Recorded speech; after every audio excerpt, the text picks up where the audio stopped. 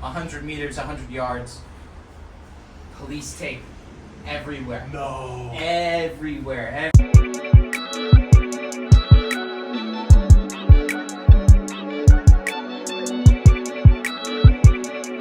the one I see all the like people that do like the vlogs online. Yeah, like holding them like this. And they put the clip on.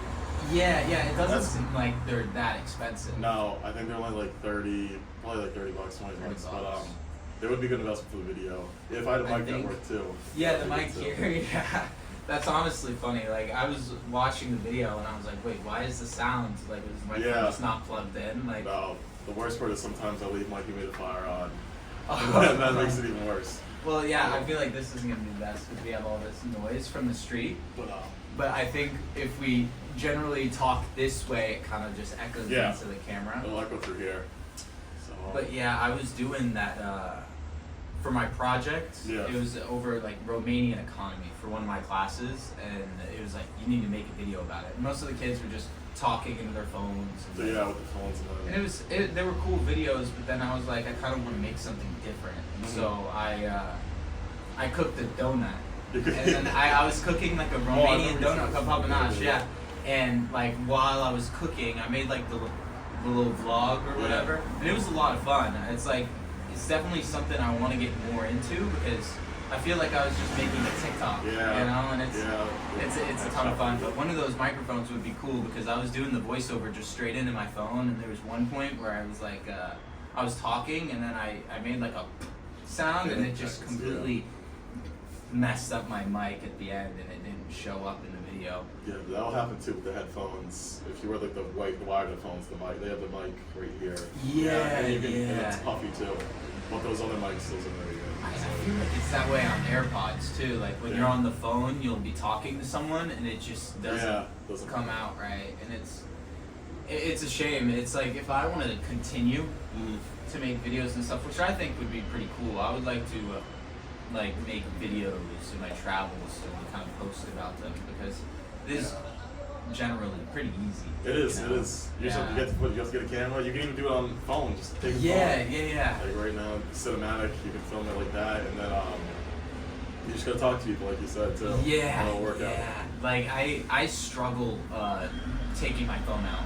And taking videos and pictures of things. Like when we went to Morocco last weekend, I maybe have like 5 pictures. Yeah. I don't document things I do as well as other people do. Yeah, I noticed throughout the time we were there, because at Morocco's a place where you don't want to have you don't want to caught taking videos. So people are like, come on, hey bro, you take a video, and it's money. I did notice that, that's kind of in a good way. You're living in the moment and doing that, but you do want some documentation. Of course. Or if you're going towards that video side of things. Yeah, because I mean, you get in conversations with people and they're like, I have no evidence to prove the stuff I've done. It's like everything that I say is like you have to take it seriously because I don't always have the documents to prove it. And that was the funny thing. Like when I was on H and we were on the back of that scooter, he was the one recording. Like I wouldn't have recorded that. And like I had the same instance when I was in the Philippines over the summer, and I was just like I was out with my dad. We're getting some drinks, and then he went home, and then afterwards I was hanging out still, hanging out with the local people. And then on my way home, I went home on one of those scooters, but there's no way to document it. I just remember I was holding on to a guy, and it was like all around. Story of, everyone wants to see videos and pictures when you come back too, so it's tough. You're like, I don't know, man, I was just having fun. You could tell the story, and of course, but it would be nice. It's like grandma will be like, oh, I need to see pictures, I need to see videos, and I'll show her like one picture, and she's like, oh, what else did you do? And I would say stuff, and she's like, let me see pictures of that, and I'm like, I didn't take a video or a picture, But okay, speaking of the Philippines, I saw one of your videos. You went and ate at Jollibee. Yes, ate at Jollibee. Yes, me and my girlfriend in Madrid. I thought the menu selection. I wish I'd gotten into it more. Did you get the chicken joy? I got the chicken sandwich, and then the burger. I should have ordered some of like the rice and some of the chicken joy, but I was really interested to see that, especially in Madrid, because I've never even seen it in the U.S. But yeah, they have a few in California, and they have some in Texas now. Okay. But they're not as common. But it's a Filipino chain. That's what their fried chicken is really good. Like I think I got fried chicken, rice, and gravy. Oh yeah, that does sound good. And it was, I think the meal cost me, it was like 50 Filipino pesos. Okay. When I bought it in the Philippines, which I think comes out to like, I think it's 20 to 1 around there. So it came out to like $2.50 for like a little chicken wing. Yeah. And then like rice and gravy. And it's like a full-on meal. I thought it was solid. The chicken sandwich was good. The burger was whatever, but yeah, I just love burgers, so I wanted to try it. But I should have been eating that kind of plate, that kind of meal. Yeah. I like trying different fast food places like that. No, Jollibee. Because I just saw it and I was in Madrid, just walking down, and then it was right there. But it was good. So yeah, I remember being in the Jollibee when I was eating there. There was this little kid. I was just sitting there minding my own business, just eating. And there was this little kid that walks up and he's like, money, money. He's like, money, money, money. And I'm like, oh, are you hungry? And he's like, yeah, I'm hungry. I want a burger. But I was like, all right, like, cause like. When kids beg and stuff, it's really hard to say no. But if the kid says he's hungry, I told him, I gave him 100 pesos, and I was like, I will give you this money, but I want to see you walk up there and order food right now. And I was like, and I want the change. I want the change. I was like, go and order the food. Everyone in the restaurant's like kind of looking at me because like they're like, oh my god, you're giving this kid money. But like, I was sitting there, I was like, walk up there right now. I want to see you order something right now. And good enough, you got food and gave you change, you know. And he bought like a burger too, and it was like the equivalent of like, I think it was like 19 pesos. Like it was like $1, just like, and to make sure the kid eats. Yeah, that's a good thing. That's a good lesson too. Teach them not to be too greedy. Over it too. I like that. Because that's how I feel, and that's with the homeless situation too, especially around the U.S. Like they always ask for money, and they never ask for stuff they need, like food and stuff. But their money just goes right into their pocket. And buy just stupid stuff. So cigarettes. Like me and my family around like this time, Thanksgiving, Christmas, when it starts to get cold, there's homeless people in the DFW area, and what we used to do is just go to Walmart and McDonald's, and we'd buy like a bunch of coffees, burgers, blankets, balaclavas, all that stuff, and we would drive around and just be giving them out. That's awesome. Yeah, that's a great thing to do. Wow. And so it's a good thing we do around every Christmas time. It's been starting to get a little more dangerous down there, and I think it's because dude, the drugs that are like, we used to do that when I was in high school and middle school, and then the drugs that are out there now, like the fentanyl, and now there's a lot of stuff out there now. Yeah, it's like I think everyone's doing it. I think they're all on this drug called Trank, and it's a mix of like fentanyl and meth. Oh. It's like stuff that's just made in a lab, and it's what makes people like lean. Okay, I've seen videos. And it makes them super aggressive and stuff, and completely changes how they are. It's really sad, you know. Don't give them money. That's you need help. The food to get there. Yeah, they need food and blankets and stuff to just really help them out and survive. Because obviously you can't help them all, and it's so sad to see, but it's just terrible. And we used to go down there a lot because every Sunday we used to volunteer at this homeless shelter, and we would just work in the soup kitchen and stuff. And it's very eye-opening, especially if you do it when you were a kid and you just go to see like what the world is struggling with and what they're going through, even in your community. Like you grew up always knowing there was poor communities around the world. There's people struggling like 15 minutes away from you, you know. And once you see that in person too, especially as a kid, it sticks with you probably. It sticks. It's hard to see, but it's something everyone has to do. You know, just give back to the community in some way. I really like charity and doing stuff like that. Donations wise, like there's some good organizations that you can really donate to, but I think it's way more powerful and impactful on yourself and other people if you just get in there and do you do anything? So during my school and my church at home, we do like a toy drive and stuff like that. So if I see like kid needs a basketball, of course that's gonna hit home. So obviously giving basketball, the Lego sets are nice.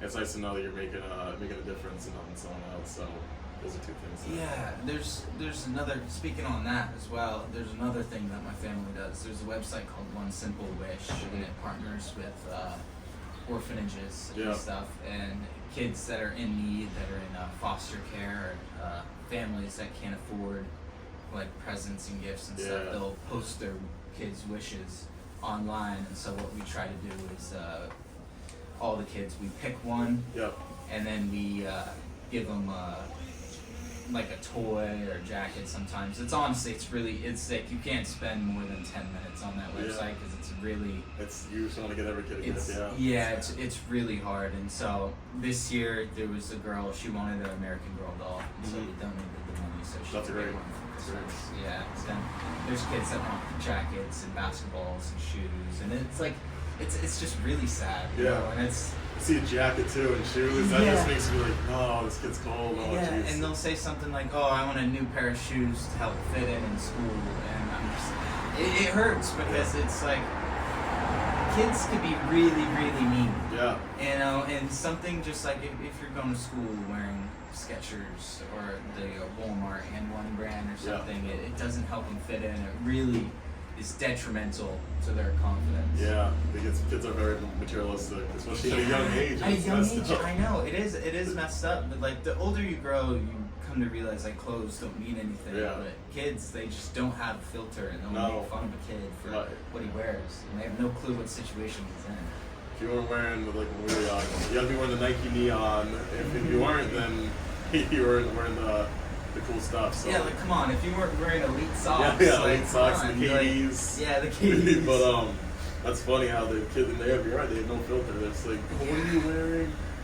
And it makes these kids, like you said, they go online and they want to fit in. It hurts. It really hurts to see.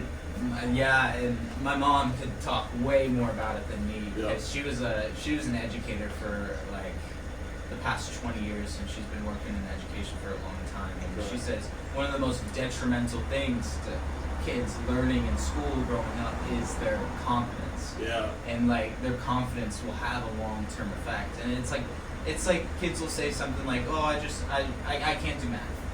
You know, and they end the line right there. They're like, "I can't do math," and then so every single math assignment, whatever, they just say, "I can't do it." And then like my mom would be like, "What can you not do?" You know, there's nothing specifically they can't do. They just shut down, and they're like the low level of confidence in math, and they just say, "I can't do it." And so it's just really harmful for them in the long run, because then they just tend to underachieve when they should be, you know, giving their best effort, or maybe have an assignment that's catered towards them so they could build their confidence to get on to the level as the rest of the students. Yeah, exactly. So applying themselves. And that's one of the flaws in the education system. There's a lot of flaws in the education system. It's not built for everyone, and it's a shame. It's just kids are just screwed over from the get-go, you know, and it puts them in a cycle of just not doing well. Some the little things that happen in the early days too, they can really be detrimental to your future. You know, you see it like on the streets too, like homeless people. Like a lot of the stuff that went on in their lives that led them to be there is stuff that happened when they're really young, and so if there was a way we could just go and fix. It would really help people everywhere, you know, the education issue. Hello. There you go. Oh,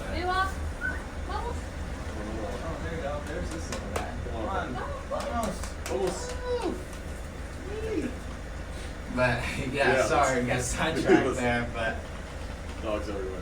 Yeah, I know, but dude, man, it's gotten fucking cold here the past couple of weeks. Yeah, if you're looking at us right now outside, it's mid-40s right now. It feels like I'm at home. You know, it was, I think 2 weeks ago, it was still in the 60s. Now it's completely dropped. I'm wearing the clothes I'd be wearing at home. You're in the puffer. Well, yeah, this Texas boy, man, I'm not used to it. You know, like this is probably what it gets in the winter. Like when it's coldest in Texas, it'll probably feel like this. Occasionally, you'll like drop below freezing, and occasionally you get snow. but it's nothing like the old. Does it stick, or is it just kind of? Sometimes it'll stick. Like, we just don't get. It's dry in the winter, so we don't get that much snow. But sometimes it'll get pretty cold. Like a few years ago, we had like a week where it dropped down to like 5 degrees Fahrenheit, and it was just super cold, and there was ice everywhere, and we had no school for a week. Because the people don't know how to drive on the ice, and so one of our big highways, I-35, there was just ice everywhere. There was like a 90-car mile.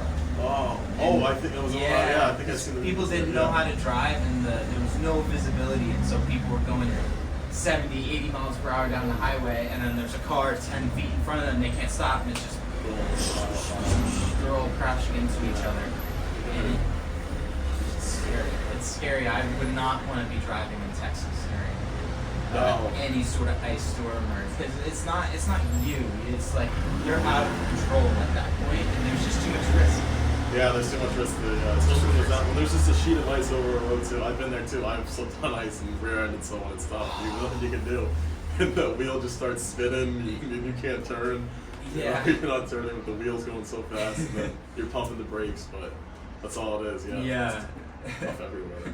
During that time in high school, when we had that big freeze over, a lot of people were losing power and stuff, because Texas runs on their own power grid, and we weren't producing enough power to heat everyone's homes. So there's just rolling blackouts, and people's pipes were bursting because it was dropping down to 0 degrees, and people's floors were getting flooded, and it was scary. My house was like a refugee home. We had another family staying with us because their floor fucking flooded in their house, and we had room, and so we were like, hey, you guys can just stay with us. We have heat, and there's some people with generators too, and so their houses were running and they were pretty good. But we just don't like it's honestly, it's so stupid and sad to hear, because some people just don't have the common sense for winters and stuff, and so there was actually a few people that died trying to heat their homes because they started their car in a closed garage.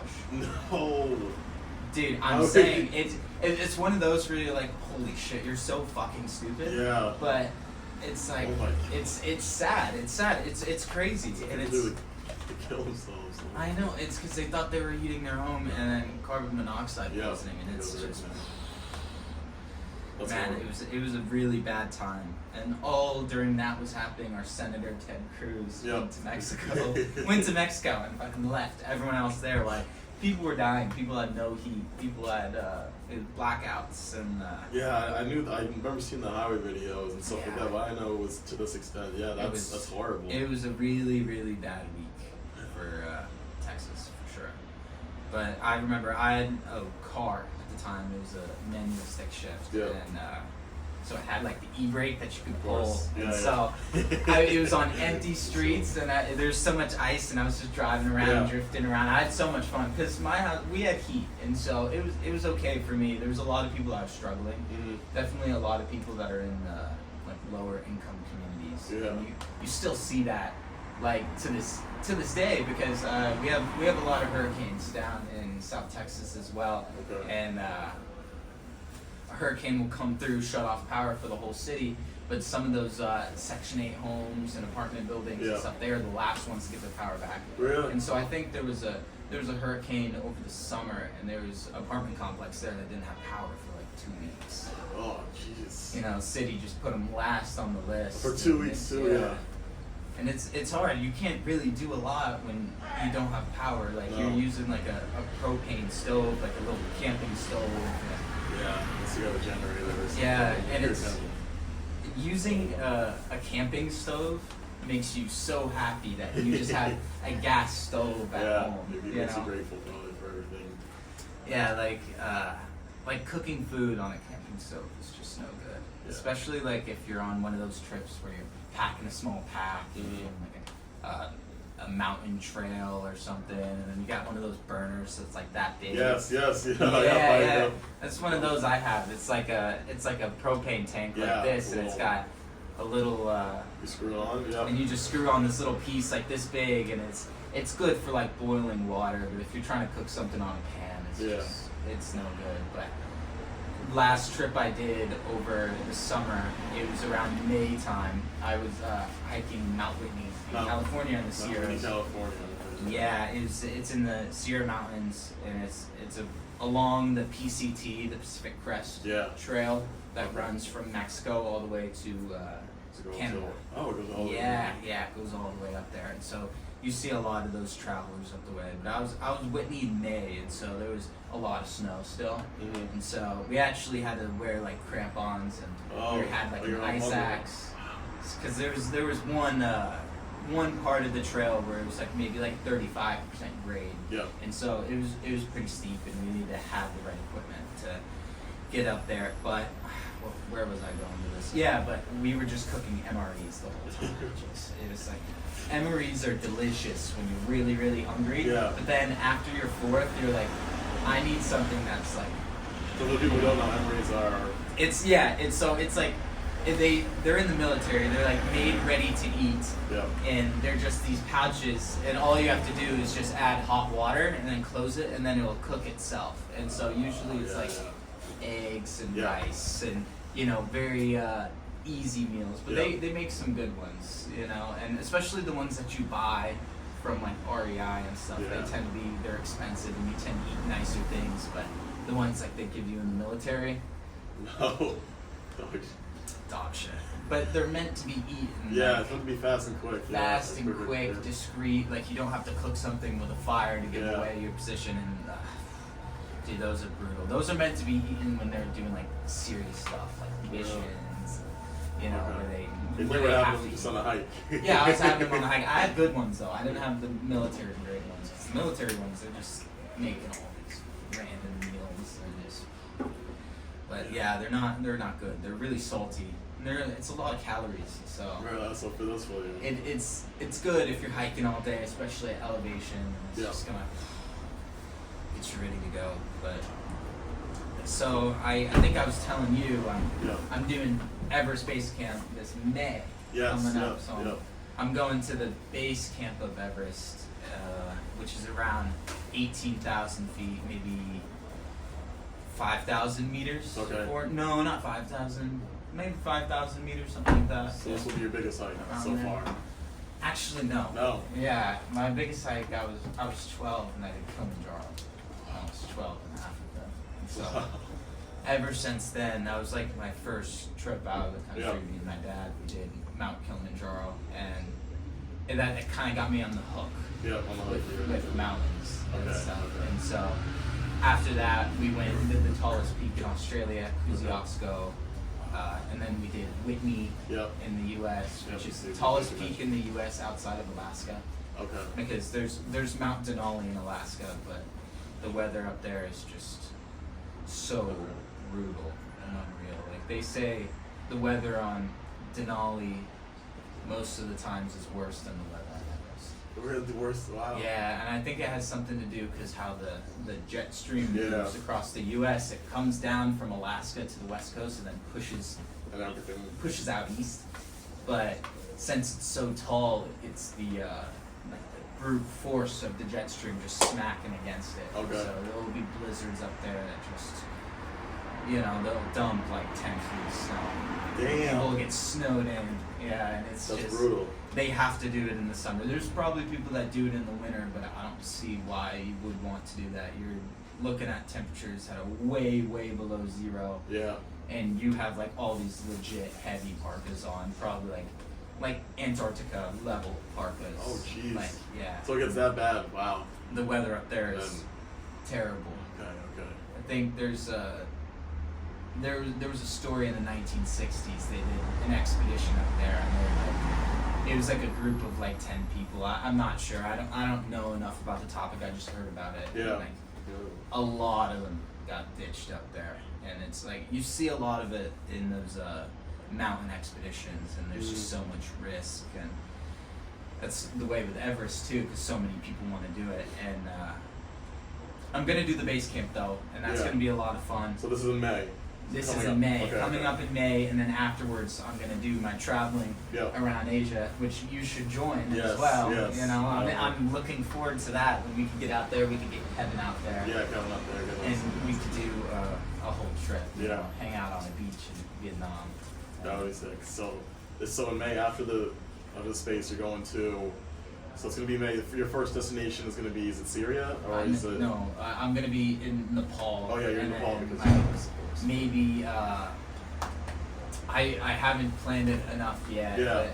But I do want to go to India for a little bit. Yeah.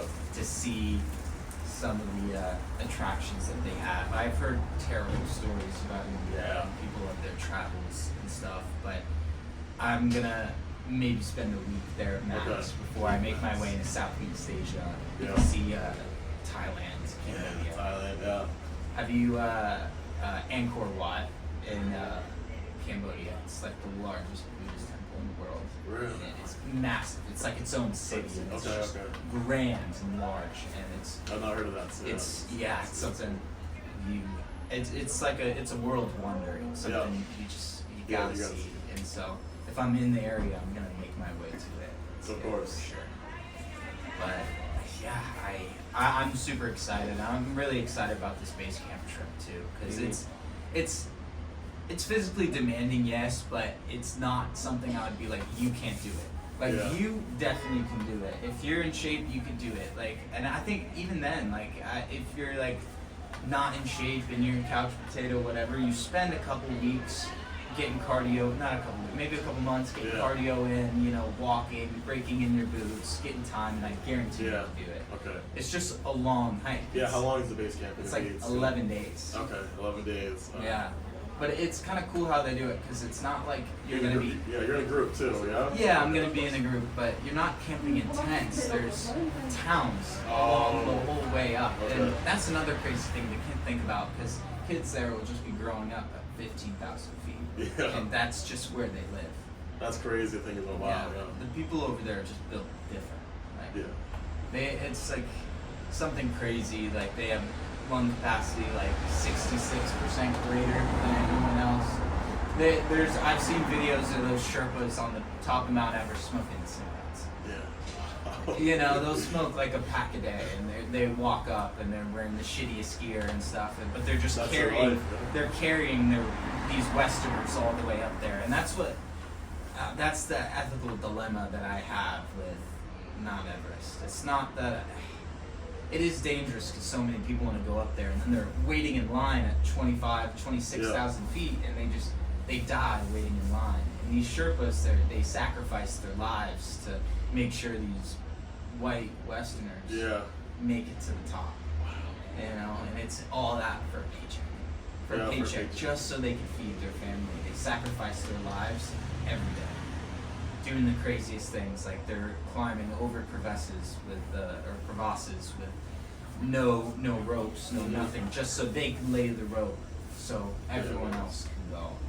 For a paycheck, feed their family. Just for a paycheck to feed the family, because they have no other options, and it's really sad to see. And so it's obviously a mountaineering dream of anyone that is just like touched foot on the mountain, but I think there's a lot of people out there that say I would never do it because for that reason, and that's probably the same with me. I don't think I'm cut out for it either, to be honest. I think it's too much risk, and it's just dumb. It's like there's no reason why you should die doing that. No, I agree. I don't think it's worth it. Unless, I don't know.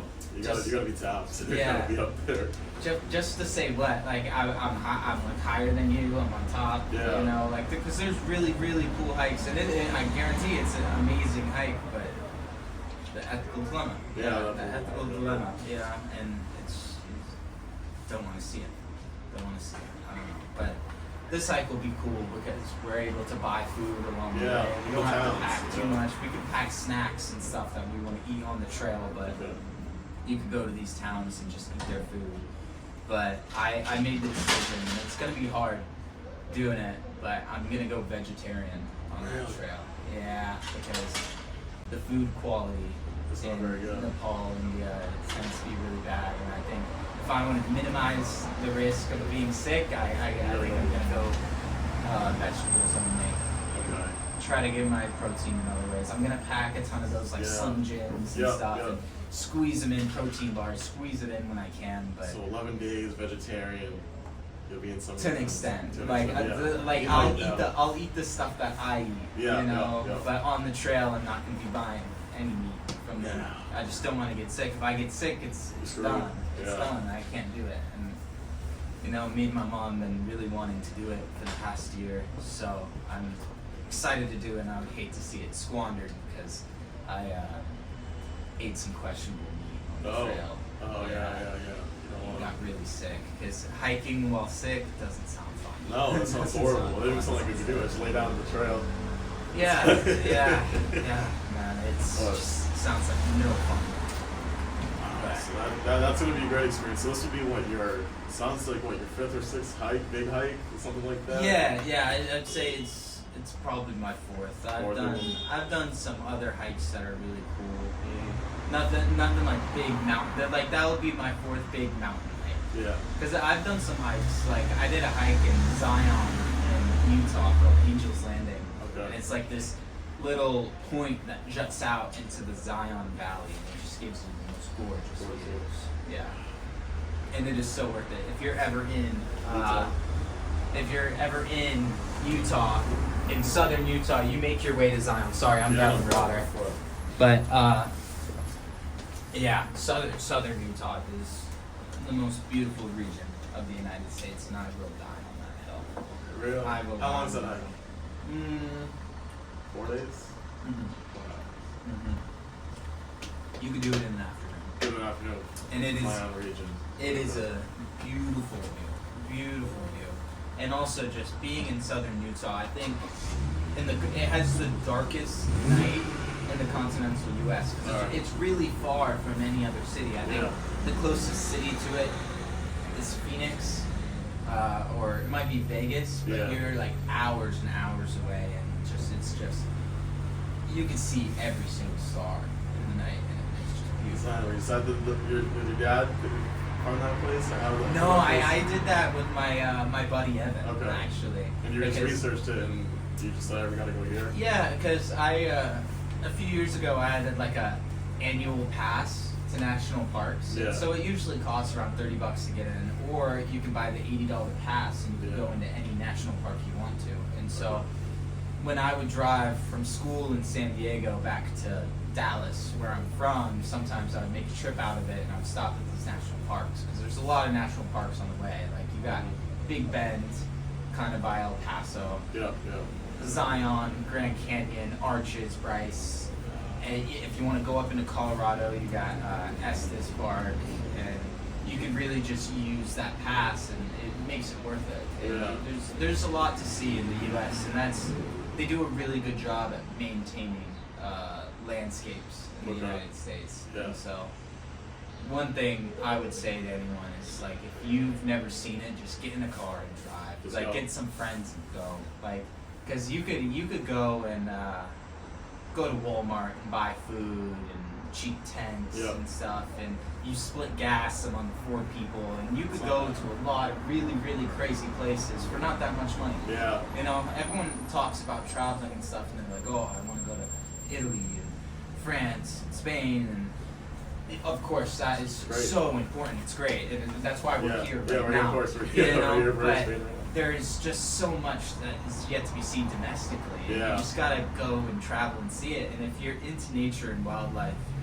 the States are a great place for it. An amazing place. I will also die on the hill that the United States has the best landscape and scenery in the world. Okay. The best in the world. We have a lot. It's a big country too. Australia can compete. Argentina can compete because I want to make my way down to Patagonia and do some hikes down there. I mean, in the U.S., it's just plentiful, boundless. The mountains, the Rockies, beautiful. The deserts of the American Southwest are beautiful. The colors you'll see, the night skies, the sunsets. It's just have to do it. You have to do it. If you've never done it before, then you have to. I think the perfect trip for someone like you that grows up on the East Coast, obviously it's not as close to you. It's not a drive away. It's farther, What I would do is I would fly to Las Vegas. Because who doesn't like Las Vegas? Yeah, my friends from Lodge, I missed out on the trip. They had a great time. Yeah. Have you ever been no, to Las Vegas? I missed out on the trip last So year. you got to do Las Vegas once. Yeah. And I say you go out there for a weekend. You know, you do your Vegas stuff. Yeah. You know, party, have a good time. Then afterwards, you go rent a car, you rent an SUV, and then you take your boys and you just do a road trip around the region. You see Grand Canyon, Zion. Maybe when you go into California, you see part of, you can see Death Valley, part of the Sierras, check out all the scenery, road trip for around a week, and I guarantee you it'll satisfy. And then back to Vegas, you know, do more partying, finish it off, and then you can take your ass back to the East Coast. But also, I've been wanting to go to Arcadia. Yes, that's the one I plan on doing this summer. Yes, I think I told you I was scheduled to do it last winter. Something came up. But that's a really good one, especially because you on the East Coast. You only see New Hampshire, but Arcadia is one I really want to do. So there's a lot of beautiful things on the East Coast. The scenery is not that bad too, especially during the fall season. It's great. No, the scenery, the seasons are just what make it so great out there. Like nowhere else in the U.S. has seasons like that. Seeing like the leaves change color, and it's just it's beautiful. Because we get change color, but in Texas it goes really quick from summer to winter. Yeah, it's like one day. Our fall, our fall doesn't really exist. The leaves do change colors, but it gets to winter really fast. Yeah, like by the time I get home, all the leaves are going to be on the ground, and it's the scenery in the U.S. is funny. You say that too, because I've heard people say this too, and I think I've never traveled enough to know, but I think I would agree. I see people come here for that culture difference, but if you really want to get into nature and really want to see that scenery, I think the States is like a great place to stay in. Domestically, you got to fly around, drive around, do whatever, and see something. And also, I think the culture aspect is also kind of slept on in the United States. Like, I think people abroad like to think that the United States doesn't have any culture. Of course they do, yeah. We have a ton of culture. It's the blending of culture everywhere in the world, you know, because no one, like, it's really easy. Well, it's not easy to be an American, but because like the visas and getting residency, it's not easy. But it's really easy to be in American culture because American culture is whatever culture you are. You know, and so like you go to the United States, you go to a city like New York where there's just culture on every corner. There's like a Russian family over here, you have an Italian family over here, Jewish family over there. All regions, you got Asian communities, you have African communities. You can get any food you want there. It really is a foodie's dream to be in a city like New York or London where you could just get any cuisine. I'm sorry. It's okay. I'm so sorry. No worries. I'm so sorry. That's great. I thought you guys were just chilling over here. I'm sorry. It's okay. I'm really sorry. No worries. The entire thing. No, it's fine. It's This rolling. is for fun. Oh, okay.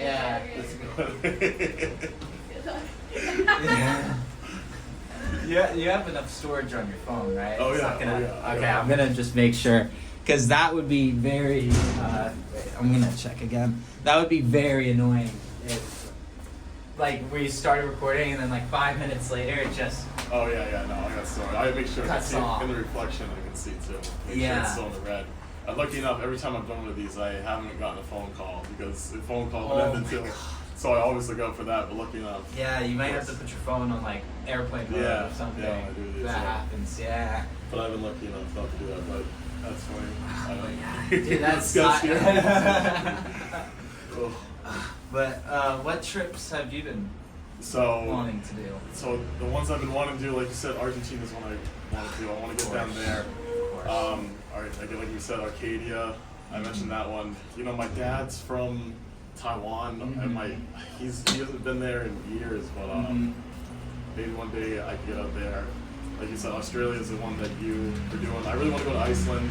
Oh, me too. So, yeah. Yeah. So I'd say honestly my top three would be like Iceland, Pacific Northwest in the U.S. Yeah, yeah. And then maybe like somewhere in South America, Argentina. I went to Costa Rica this summer in Central. Oh, that's awesome. So Costa Rica was great. Went to Honolulu this summer too, which is really nice. So I crossed some things off the list, but I remember going to Costa Rica and I was like, wow, it's my first time on the plane in like 5 or 6 years. Yeah. So I really want to get on it. I really want to. And then after having conversations with you, it's Yeah. kind of like, you know what, I gotta go see more and see other Get people out, have been. get out, see other cultures. I just, I Really don't know, during the summer I'm always just expands. work, so it's, Yeah. I should be doing some more stuff though. Yeah, and Central America's great. Yeah. Yeah, I haven't been to Costa Rica.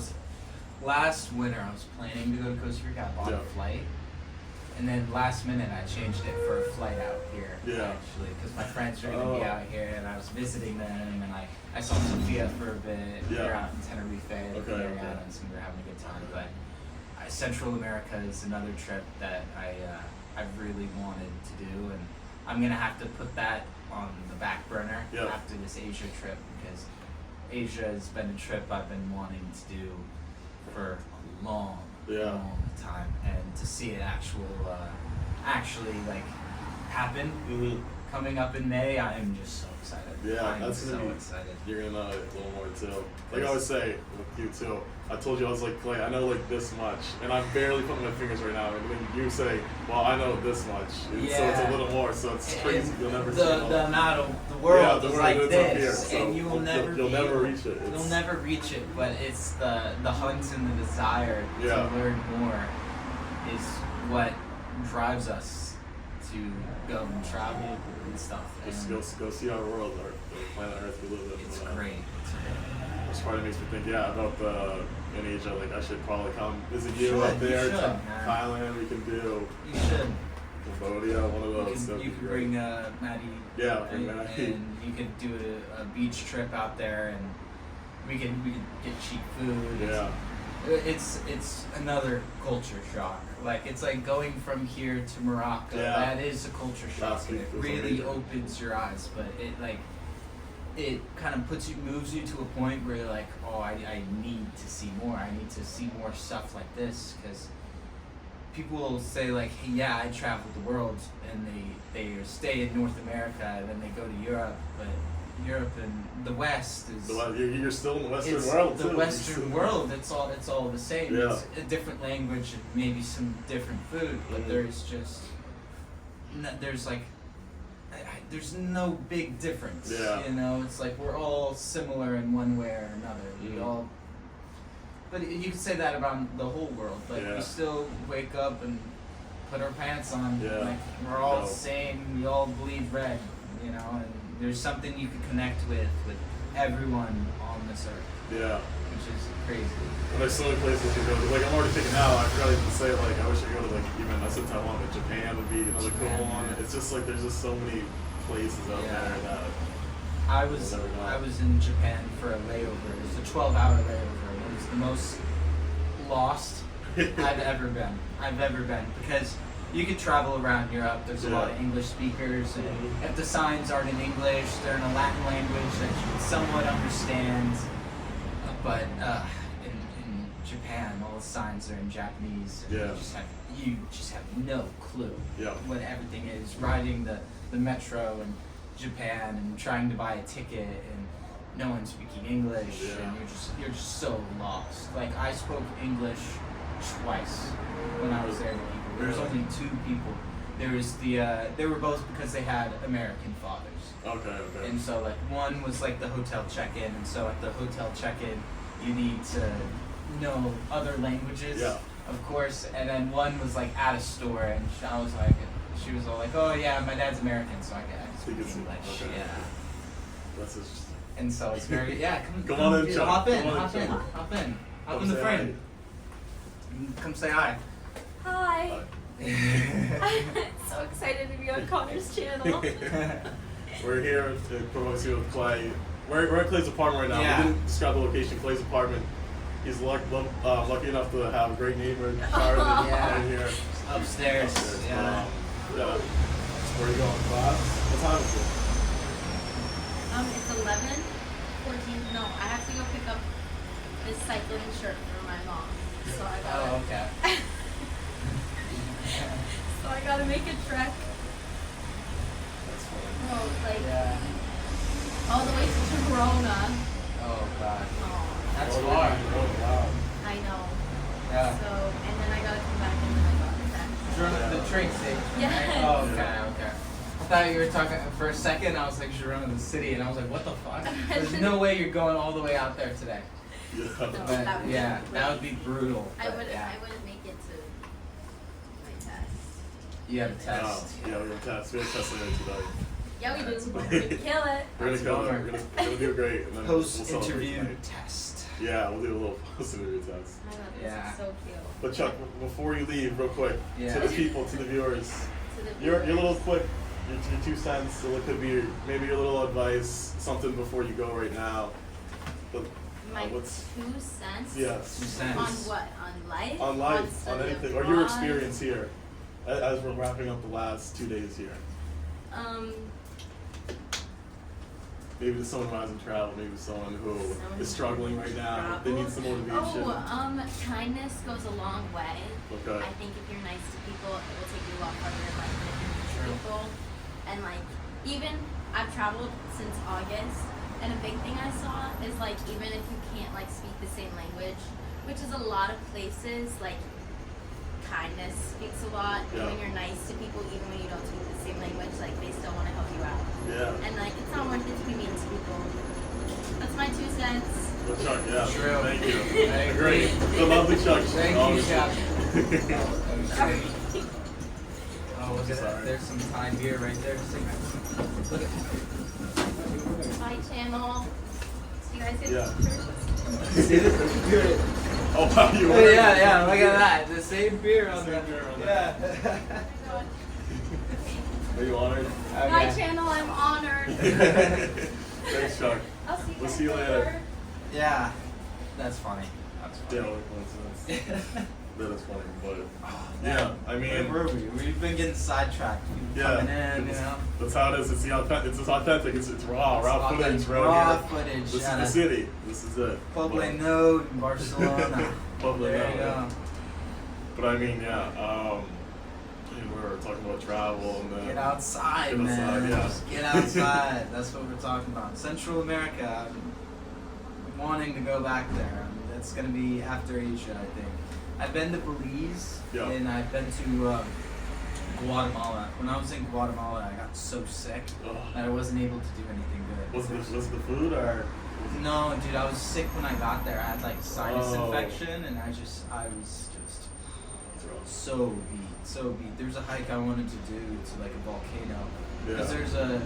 there's a volcano out there. I think it's called Volcan Fuego, Okay. and it erupts like every day. Oh, every day. So. Almost. It is super active, and so people will hike up there and just watch the volcano erupt at like sunrise in the middle of the night, and it's just beautiful. And I will be back in Guatemala soon. I'll be back in Belize soon. Yeah. I've been to Belize a few times, and yeah, I do have a story about Okay. Belize when I was there. I was there with my dad, and we were hanging out at a nice resort. My dad likes to travel to. He has a lot of Marriott Bonvoy points, Yeah. and so we were staying at a really nice resort on the beach, hanging out, and it was late. It was maybe like midnight. We were getting drinks, and Josue, the bartender's like, "Oh, drinks are closed, but if you want another drink, I can make you a drink and you can sit out on the beach." And I was like, "Okay." And I got myself a drink. My dad's all like, "Damn, that's loud." My dad's all like, "Okay, I'm gonna go to bed," and so I'm gonna wait for this thing to pass. But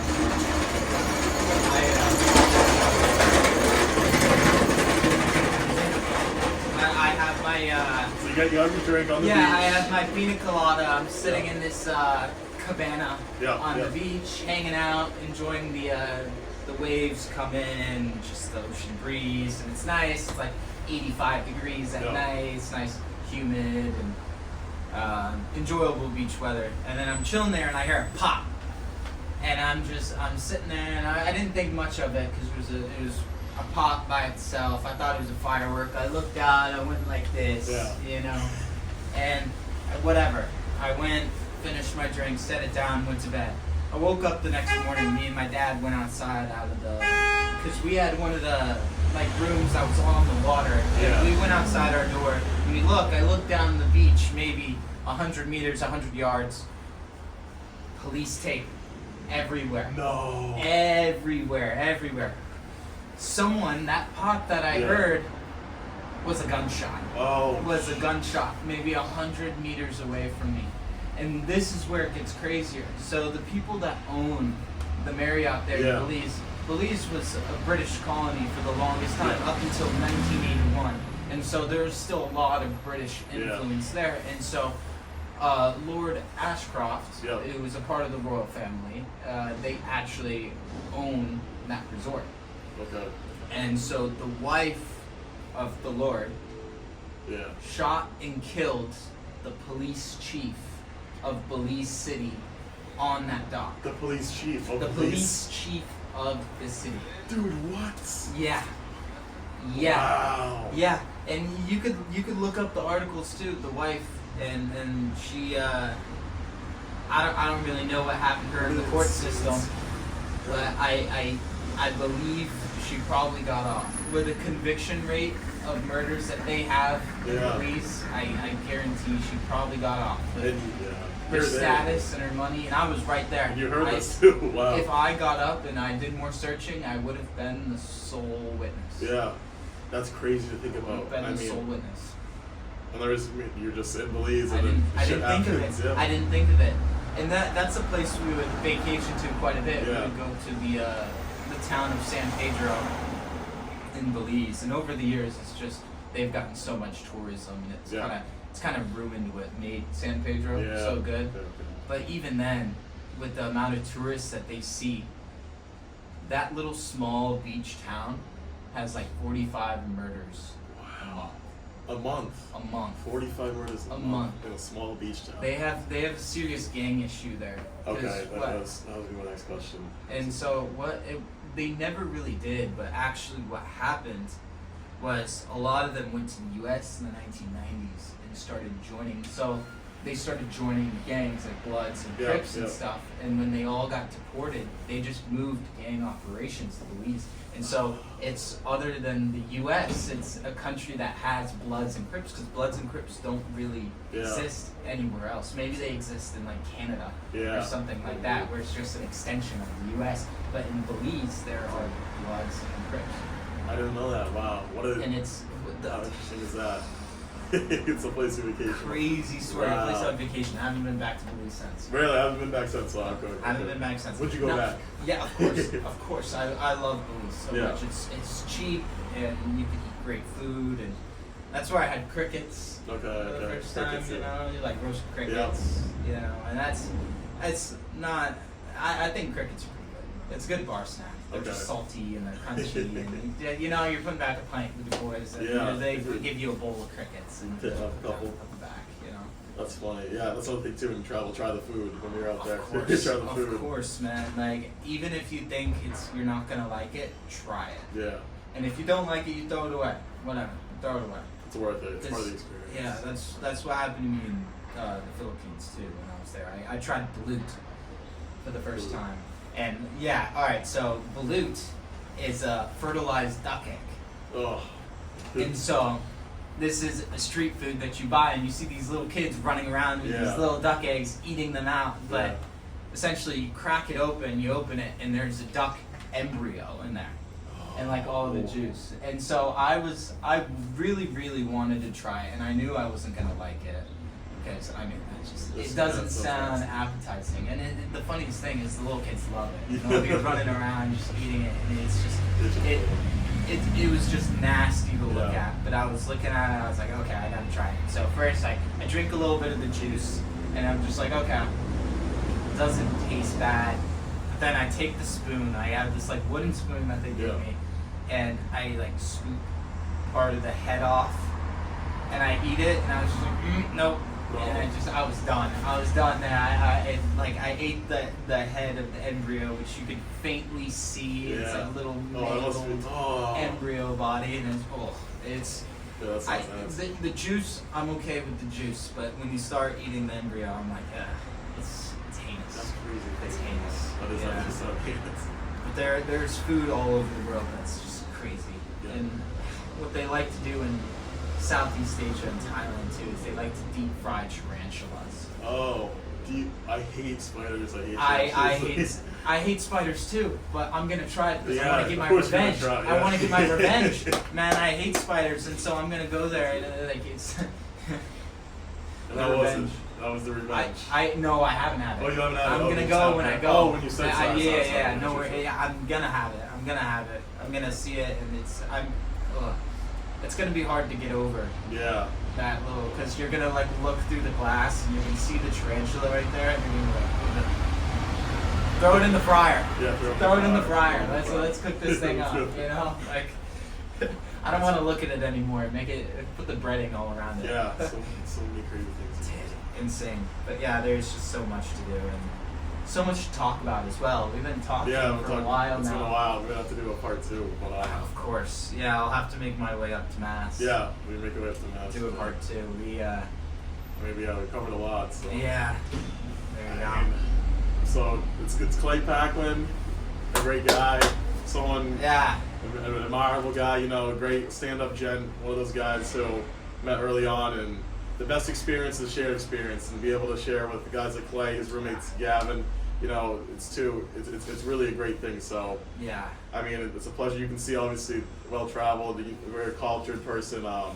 Clay's just a stand-up guy, great guy. So it's nice to have him on. I mean, it's nice to have this memory too for here. Yeah. We're still in Barcelona, Spain, our last couple of days, but Clay, I mean, dude, this has been wonderful, man. I would love to do this again, honestly, because it's no change to what we do every day. We shoot the shit and we just talk. So why not we just get it on the phone? Yeah, nothing better than this. But Mm-hmm. I mean, Clay, I put Chuck in the spot. We know your last little 2 cents for the people. If you're not, you might not see him for a little bit. Hopefully, Clay will be back. I've been harping this our whole conversation, but it's just get outside, just go and see something. Like if you say tomorrow you're gonna do it, then you're just gonna say tomorrow the next day, and it's like yesterday you said tomorrow, so. Just Shia LaBeouf, just do it, but get outside and see something new. Yeah, that's all I'm gonna say. Just in the middle. So, thanks guys. It's the first time we've been in this chair in a different location, but it's good to get you back to this. It's good to do these little chats. But people at home, be back soon. So we'll see you soon, and we're gonna sign off now. Thank you guys. Later, y'all. What we looking?